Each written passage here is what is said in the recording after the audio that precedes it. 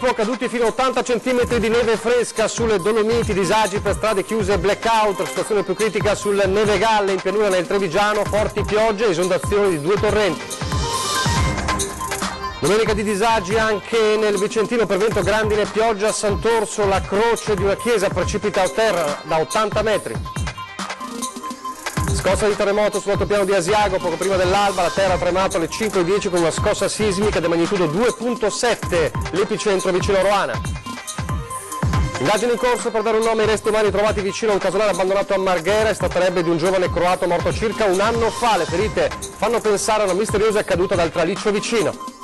Polemica a Padova per le dichiarazioni sui social degli appartenenti al centro sociale Pero dopo l'aggressione a un leghista e un militante di Casa Pound, noi come i partigiani, giusto picchiare i fascisti.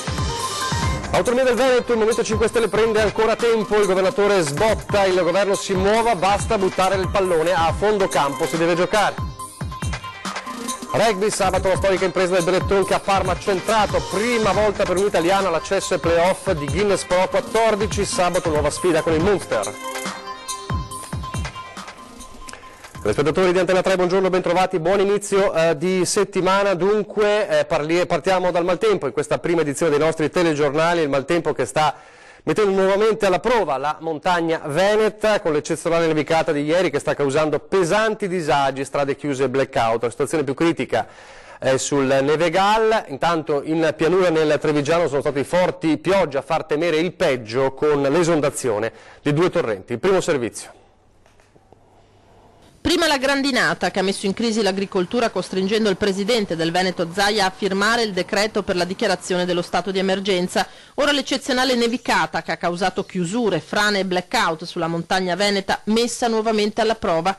Al di sopra dei 1000 metri di quota la neve ha raggiunto i 40 centimetri, chiusi nella serata di ieri i passi dolomitici gestiti da Veneto Strade, passo Valparola dalla località Passo Falzarego fino al confine con la provincia di Bolzano e la provinciale 31 del Nevegal dalla località Al Cristo fino alla località Pus per schianti di alberi. Un gruppo di persone, una trentina, rimaste bloccate dalla neve nel tardo pomeriggio di ieri nella zona di Malga Canal dei Gat a Limana aveva chiesto aiuto ai soccorritori riuscendo però poi a scendere a valle autonomamente. Frana in preoccupante movimento alla Mon Palit, sul Nevegal situazione molto critica, molte le piante abbattute, la gran parte delle strade è interrotta. Il comune di Belluno fa sapere che ci sono numerose persone isolate e senza corrente elettrica. Sono in corso interventi di enti, vigili del fuoco e gestori della rete, ma le tempistiche per il ripristino di viabilità e corrente elettrica non sono al momento note. Si cerca di raggiungere Alpe in Fiore, Piazzale Nevegal, Villaggio Le Stue, condominio Faverghera e il camping. In base alle priorità verranno impiegati 10 gruppi elettrogeni di cui il comune si è dotato dopo la drammatica esperienza della tempesta Vaia. Situazione complicata anche sul Cansiglio, la Piana e le zone limitrofe si trovano anch'esse attualmente senza elettricità e linea telefonica. Forte nevicata, come testimoniano le immagini, anche sul monte Cesen nel Trevigiano. Nella pedemontana e nella pianura della Marca proseguono gli interventi dei vigili del fuoco per le conseguenze delle forti piogge e del vento delle ultime 24 ore. In corso il monitoraggio da parte dei vigili del fuoco, di protezione civile e del comune di una frana a Refrontolo in via Molinetto, mentre in pianura l'area più colpita è quella della Castellana. Allagamenti a Riese Pio X, danni agli alberi monumentali nel parco di Villa Cornera Vedelago, su cui i vigili del fuoco stanno tuttora intervenendo.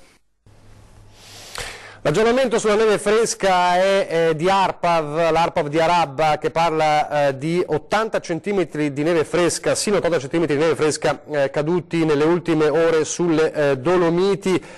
Con le ultime precipitazioni nevose, dunque lo strato bianco ha raggiunto un'altezza di 150 cm a Misurina, 176 a Cortina, 164 ad Arabba e 154 ad Alleghe. Allora, adesso siamo in collegamento telefonico con il sindaco di Belluno, Jacopo Massaro, che sta aggiornando anche i suoi cittadini sui social costantemente per la situazione sul Nevegal. Allora, sindaco, buongiorno intanto, mi sente?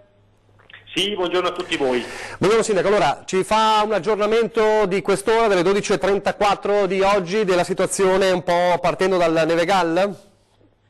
Sì, diciamo che noi i disagi li abbiamo tutti concentrati sul Nevegal. Abbiamo liberato tutte le strade principali grazie a un intervento congiunto con Veneto Strade, Vigili del Fuoco, la Protezione Civile, i volontari di Belluno e insomma siamo riusciti a ripristinare la viabilità principale, anche se insomma diciamo che le strade, pur essendo percorribili, non sono completamente, direi, sicure, nel senso che ci sono ancora molte piante che incombono sopra la sede stradale. Rimangono problemi alla viabilità secondaria che stiamo cercando di liberare, non è facile perché la neve è tanta, è pesantissima e tantissime sono le piante cadute, e stiamo cercando di mettere in condizioni Enel Distribuzione di poter intervenire, perché sono cadute tantissime linee elettriche, sono molto difficili da raggiungere i luoghi dove sono cadute le linee elettriche, e quindi una delle nostre emergenze attuali è la mancanza di corrente elettrica, sia perché chiaramente la mancanza di corrente è un disagio, ma anche perché qui fa veramente molto freddo, siamo sotto zero o appena sopra zero a seconda delle zone, e senza corrente elettrica normalmente i sistemi di riscaldamento tendenzialmente non funzionano, quindi abbiamo dovuto fare anche la ricognizione, diciamo, casa per casa, e stiamo cercando di raggiungere tutte le persone, in particolar modo gli anziani, una donna in stato interessante che abbiamo raggiunto, in modo tale da tenere sotto controllo la situazione e, qualora dovesse essere necessario, evacuare eventualmente le persone. Diciamo che in questo momento non abbiamo situazioni emergenziali, è però una situazione estremamente complicata, estremamente complessa, e adesso stiamo cercando di individuare le priorità per capire dove posizionare i gruppi elettrogeni. Ce ne sono 10 che ci aveva fornito ancora con la tempesta Vaia l'Enel, e poi l'Enel è arrivato con un gruppo elettrogeno di particolare molto grande per alimentare uno dei villaggi, diciamo, che abbiamo raggiunto. Quindi la situazione è molto complicata, però si sta lavorando tutti con grande spirito di squadra, e speriamo, insomma, che le persone ci aiutino, perché in questo momento sarebbe opportuno non mettersi in viaggio verso il Nevegal o non mettersi in viaggio dal Nevegal verso altre zone, non almeno per qualche ora ancora, fin quando la situazione si sarà un po' stabilizzata. Ecco, stavo per chiedere appunto quali sono le indicazioni, sono queste, insomma, evitare di mettersi in strada, mi pare di capire. Ma guardate, in questo momento la situazione è molto particolare, perché le piante, anche quelle che erano ritenute tra virgolette sicure, perché noi, ricordo che dopo Vaia, cioè sia anche prima di Vaia, ma soprattutto dopo Vaia, abbiamo abbattuto purtroppo centinaia e centinaia di piante che erano pericolanti e che poi dovremo, insomma, con calma ripiantare in modo sensato e studiato. Ma anche le piante cosiddette, cioè ritenute sicure, in verità stanno cadendo, perché il peso di questa neve pesantissima è veramente enorme, quindi le stanno piegando, le stanno distruggendo tutte, e quindi sostanzialmente dove ci sono alberi in questo momento non si è al sicuro, quindi bisogna fare molta attenzione a stazionare sotto, diciamo, nella vicinanza delle piante. Bisogna fare molta attenzione a non stazionare vicino ai cavi elettrici dell'Enel, perché sono tutti molto pericolanti. Ieri sera era pieno, tra l'altro, un'altra delle emergenze che abbiamo avuto, era pieno di fiammate dovute proprio ai cavi che si staccavano, che quindi si incendiavano. Per fortuna poi non è successo niente, però insomma ci sono state un po' di situazioni da risolvere con i vigili del fuoco. Io direi di evitare di mettersi in marcia, adesso non sta nevicando, non sta piovendo, quindi la situazione, anzi, dal punto di vista meteo è sensibilmente migliorata, però non posso dire che ci siano condizioni di totale sicurezza, quindi eviterei tutto quello che è evitabile, e naturalmente segnalerei se ci sono per caso delle situazioni di criticità, perché così siamo in grado di intervenire. Abbiamo 5 squadre della protezione civile in giro per il Nevegal, ci sono i vigili del fuoco, c'è l'Enel, insomma siamo tantissimi qua su. La squadra è in campo, diciamo, la squadra è in campo.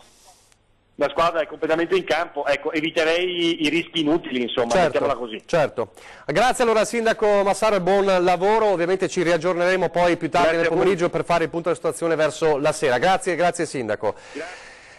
E non è finita, perché sull'altopiano di Asiago all'alba di oggi ci mancava anche questa, c'è stata una scossa di terremoto, la terra ha tremato alle 5:10 con una scossa sismica di magnitudo 2.7 classificata come moderata, fortunatamente dagli esperti del settore. Il centro terremoti ha individuato l'epicentro a 12 km di profondità, circa 1 km nord-est dal centro urbano di Roana. Al momento non risultano danni a persone e cose. Ma il maltempo si è fatto sentire, abbiamo visto in montagna, anche nel Trevigiano, non solo in queste zone, anche nel Vicentino. La pioggia ha risvegliato il lunedì anche a Vicenza, lasciando però man mano spazio, un graduale miglioramento delle condizioni del tempo dopo una domenica di passione. Numerosi gli interventi dei vigili del fuoco in tutta la provincia per i danni causati da pioggia e vento. Il più grave a Sant'Orso, dove mentre era in corso la messa domenicale, dagli 80 metri del campanile della chiesa dedicata a Santa Maria Immacolata è caduta la croce in ferro del peso di circa 40 kg posta sulla sommità. Grande la paura per i fedeli che in quel momento si trovavano riuniti nella chiesa, dove tra l'altro era in corso un battesimo. I vigili del fuoco sul posto hanno transennato la zona del campanile per il pericolo di un ulteriore crollo della sfera del basamento, e mentre sulle cime dei monti tornava la neve, il lavoro dei pompieri è continuato in gran parte della provincia con rimozione di alberi pericolanti, a Creazzo per alcuni allagamenti, a Vicenza città per il crollo parziale di una casa. In attesa del tempo soleggiato previsto per il ponte del 1° maggio, continua anche la conta dei danni per la grandinata di venerdì. Al lavoro i tecnici di Avepa con sopralluoghi che hanno interessato vigneti e coltivazioni. Lasciamo per un attimo la cronaca, ci torniamo fra pochissimo per parlare della politica, o meglio della corsa all'autonomia del Veneto, una corsa che è sempre a strappi in questo periodo e con diciamo, la presa di posizione, insomma il tempo che scorre e le valutazioni del Movimento 5 Stelle che da tempo dice dobbiamo fare le cose per bene, ma questo sta ovviamente allungando i tempi. Ieri la presa di posizione del governatore Zaia, che è tornato a parlare di autonomia, ha detto pensare che si possa continuare a buttare la palla a fondo campo e si continui a procrastinare è una modalità che non ci piace, ha detto in una nota Zaia, dicendo non credo neanche che l'autonomia debba diventare oggetto di scontro politico, perché visto e considerato che i 5 Stelle si richiamano spesso a Rousseau, alla democrazia rappresentativa, alla democrazia digitale, la sintesi l'abbiamo già fatta noi sgrezzando il lavoro, ovviamente il riferimento è al referendum. È stato già tolto tutto quello che è dibattito politico, i cittadini sono già espressi, hanno detto che pretendono l'autonomia, non è più tempo di scuse, il Consiglio dei Ministri mandi avanti subito una intesa, questo è l'appello, ma anche una sorta di monito, ultimatum di Zaia, che ieri è tornato a parlare proprio di autonomia. Intanto la politica torna a fare i conti con la cronaca, si torna a parlare delle tensioni fascismo-antifascismo e al pestaggio in ghetto a Padova di 3 giorni fa, perché il dibattito è ancora aperto, soprattutto dopo che sui social il centro sociale Pedro è intervenuto e non ha condannato la violenza, anzi. Nessuna condanna della violenza, anzi la convinzione che si sia trattato della giusta reazione a una provocazione. Il centro sociale Pedro prende posizione sul pestaggio ai danni dell'esponente di Casa Pound Alberto Bortoluzzi e del leghista Nicolò Calore, avvenuto in un bar del ghetto. Con una dichiarazione apparsa sui social, infatti, il Pedro parla di legittima reazione a una provocazione fatta da un fascista e che i partigiani non si sono mai fatti scrupolo di usare la violenza per sconfiggere il nazifascismo. Immediate le reazioni di condanna della politica padovana a questa presa di posizione. Da destra a sinistra si chiede di non accomunare due vicende così diverse come quelle dei partigiani e l'aggressione a Padova. Intanto la Digos prosegue nelle indagini, ha visionato le riprese delle telecamere e avrebbe identificato buona parte dei circa 15 protagonisti del pestaggio. Alcuni avrebbero colpito i 2 giovani, altri si sarebbero limitati a insulti e offese. Torniamo alla cronaca adesso per andare a Marghera e per parlare del ritrovamento terribile dei resti umani vicino a un casolare abbandonato nella zona dei Tralicci di Marghera. Gli ultimi aggiornamenti parlano appunto di un giovane che probabilmente più di un anno fa sarebbe caduto proprio dal traliccio, bisogna capire perché era salito sul traliccio. Queste sono le prime ipotesi, ma ce le conferma al telefono il nostro Filippo Fois. È così, Filippo? Sì, buongiorno da Venezia. Dunque proseguono le indagini per dare con certezza un'identità ai resti umani che sono stati ritrovati in un campo incolto tra Malcontenta e Marghera. A compiere la scoperta è stato sabato pomeriggio un operaio che si trovava nei pressi di un nuovo tracciato di una linea elettrica. L'operaio era in cima a un traliccio, da lì ha visto quello che appunto poi si sono rivelati essere dei resti umani, ha chiamato immediatamente le forze dell'ordine, sul posto sono giunti le volanti, poi sono arrivati anche il reparto della scientifica. Il cadavere in avanzato stato di decomposizione si trovava, secondo i primi rilievi, all'incirca da un anno, probabilmente, ed sono queste le prime notizie che stanno trapelando dalle indagini, viste le fratture delle ossa, si è trattato di una persona che si è arrampicata sul traliccio e poi è caduta a terra perdendo la vita. È stato rinvenuto un documento, si tratta di una carta d'identità croata che appartiene a un 23enne, sono state naturalmente allertato il consolato croato, al momento non risulta nessuna denuncia di sparizione di un cittadino croato che risponde alle caratteristiche che si trovano nella carta di identità.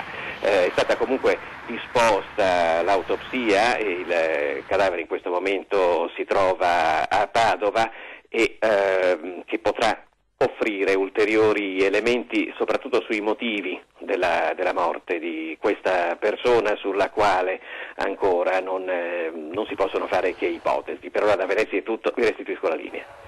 Grazie a Filippo Fois, le indagini continuano dunque, se la sono cavata con un grandissimo spavento, qualche lieve contusione, davvero miracolati, due giovani protagonisti di un incidente che è avvenuto ieri sera, poco dopo le 22, siamo nel Trevigiano a Vazzola, letteralmente miracolati, lo vedete anche da queste immagini dei vigili del fuoco, sono usciti di strada con l'auto, sono finiti in un fossato capovolgendosi in un canale, in un piccolo canale, l'acqua gelida ovviamente, sul posto sono intervenuti i vigili del fuoco di Conegliano, l'autogru anche per rimuovere il mezzo, poi i carabinieri.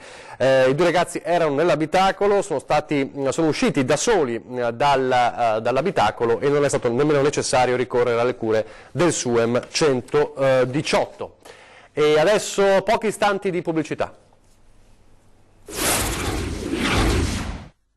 La speranza.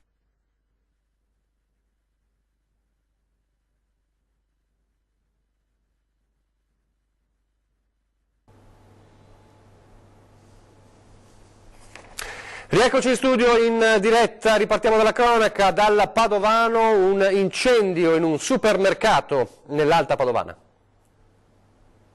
Incendio in un supermercato a Murelle di Villanova di Campo San Piero, domenica pomeriggio. 4 i mezzi dei vigili del fuoco e 16 pompieri intervenuti da Cittadella, Mira, Mestre e Padova.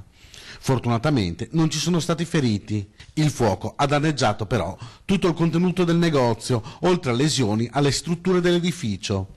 I 2 appartamenti sopra il supermercato sono stati chiusi a scopo cautelativo fino a nuove valutazioni tecniche. L'origine del rogo è al vaglio dei vigili del fuoco, anche se sembra di probabile natura elettrica. I danni sono ancora da stimare, ma ingenti. Sul posto sono intervenuti anche i carabinieri. La Guardia di Finanza di Vicenza ha multato 3 società che hanno affidato incarichi a un docente in servizio presso una università lombarda senza l'autorizzazione dell'Ateneo per un compenso complessivo di oltre 140.000 euro. L'attività investigativa condotta dalle Fiamme Gialle del Nucleo di Polizia Economico-Finanziaria rientra nell'ambito del contrasto del fenomeno del cumulo di incarichi e della incompatibilità nel pubblico impiego. È stato accertato che il professore, nel periodo compreso tra il 2013 e il 2017, ha ricevuto l'affidamento di molteplici incarichi dalle 3 società, una delle quali partecipata e gestita dallo stesso docente, prevalentemente orientate all'organizzazione di eventi nel settore dell'arte e della cultura, come curatela di mostre e banchetti a tema, che gli hanno consentito di introitare una cifra considerevole, sulla quale appunto stanno indagando le Fiamme Gialle. Dalla cronaca le vostre segnalazioni, e siamo a Malcontenta nel Veneziano, dove i residenti di Via delle Carpe sono infuriati perché l'acqua del canale da troppo tempo è in condizioni pessime. Dopo la pioggia ero dietro casa, ho sentito un tremendo odore da nafta, da petrolio. Mi sono girato, ho guardato il canale e l'acqua era praticamente fluorescente, blu, rosa, di tutti i colori. Sembrava un arcobaleno. Ed era tutto petrolio, puro petrolio che galleggiava. C'era proprio un manto colorato di odore e proprio, si vedeva proprio l'olio, gasolio, non lo so cos'era, però era insopportabile. I residenti di Via delle Carpe a Malcontenta sono esasperati perché da anni ormai l'acqua del canale a ridosso delle loro abitazioni è in condizioni vergognose e ora compaiono anche sostanze oleose. Nel 2000 circa, quando sono arrivato qui, mi ricordo che c'erano i pesci dentro.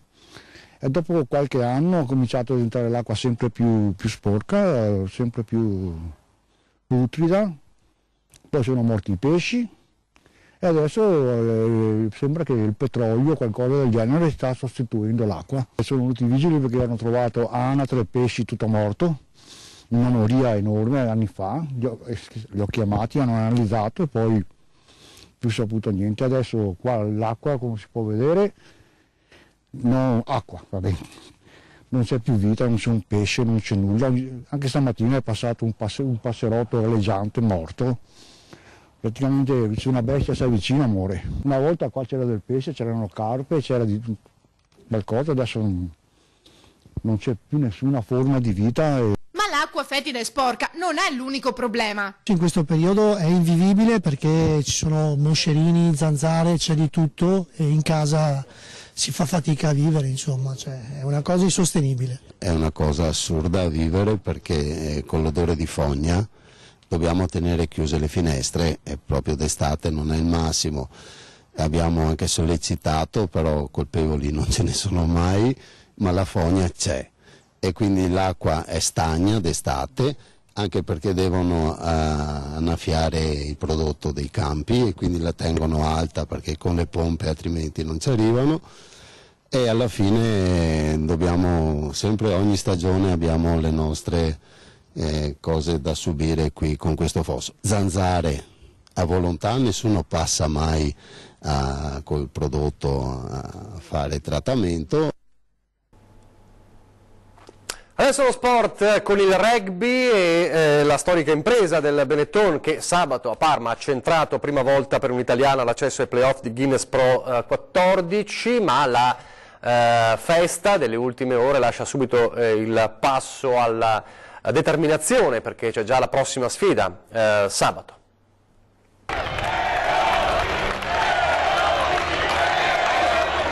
Una qualificazione che ha il sapore dell'impresa, una vittoria che scrive il nome del Benetton nella storia del rugby italiano, prima squadra a conquistare la qualificazione ai playoff della Guinness Pro 14 da quando, era la stagione 2010-2011, la palla ovale di casa nostra partecipa al torneo. Non è stato dunque necessario attendere il risultato del derby di Glasgow. Davanti agli occhi di Luciano Benetton, sugli spalti dello stadio di Parma, i leoni biancoverdi hanno sconfitto per 25-11 le Zebre Rugby Club. Regular season archiviata anche se non è stato semplice. A Parma i padroni di casa hanno venduto cara la pelle disputando un avvio di match punto su punto. La lungo a fine primo tempo con il 12-6 per gli ospiti, dopo l'intervallo la superiorità di Treviso cresce pian piano fino al trionfo finale e all'entusiasmo in campo e sulle tribune. Con una squadra come Zebre lottano sempre fino alla fine, quindi siamo contenti. Entusiasmo che contagia tutti, anche il sindaco Mario Conte è arrivato da Treviso per assistere al match. Gioia incontenibile in spogliatoio, con il pensiero che va già alla prossima sfida, fissata per il 4 maggio contro il Munster al Thomond Park di Limerick, con il sogno di essere tra le due sfidanti alla finale del 25 maggio al Celtic Park di Glasgow. In chiusura adesso per parlarvi della programmazione ore 13 fra pochissimo per discutere su utenze domestiche e rincari. In studio con noi Stefano Busolin, presidente Ascotrade, e Walter Rigobon, presidente di Adiconsum del Veneto. Come sempre aspettiamo i vostri posti in diretta e le vostre chiamate allo 049 490 6054. 20:10 questa sera invece parleremo del 1° maggio che si avvicina ormai fra 2 giorni, quindi parleremo del lavoro, tutte le criticità del lavoro in Veneto, nella Marca Trevigiana, legate appunto al tema lavoro con Mauro Visentin, segretario generale della CGIL di Treviso, e Cinzia Bonan, segretario generale CISL Belluno Treviso. E poi questa sera torna Ringa alle 21:15, il talk show del lunedì, la politica alle corde, tanti i temi, ovviamente limitata la corsa anche per l'amministrativa, ma poi ovviamente la corsa alle europee, il risultato del voto importante in Spagna, ma poi anche in Sicilia nelle ultime ore con le amministrative. Tante tematiche, lo faremo con l'europarlamentare Elisabetta Gardini, candidata adesso con la lista di Forza Italia alle europee, dopo aver lasciato in polemica Forza Italia 2 settimane fa, Laura Puppato del Partito Democratico, Gianantonio Darè della Lega e Simone Contro del Movimento 5 Stelle. È davvero tutto, vi lascio alle previsioni del tempo, grazie per averci seguito e arrivederci.